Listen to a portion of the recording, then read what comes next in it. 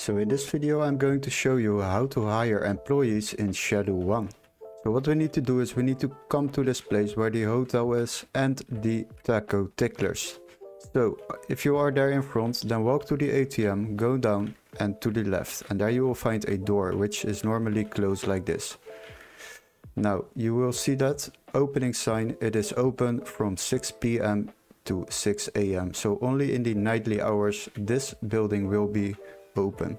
So go inside, and after you went inside, go left to the stairs. We will go upstairs, and there you will find Manny, and this is the guy who you need to go to hire your employees. So if you would like to hire someone, then talk to Manny and you will select I want to hire an employee. Now here you can select the preferred employee. We have cleaners, botanists, handlers and chemists. Every employee has his own qualities and work which he can do. So select the preferred one, and once you have selected it, you can select the drop-off location, so where the employee will be working. So for now I will select the bungalow, and once you have selected that, then you will see that it will cost some money to hire this employee.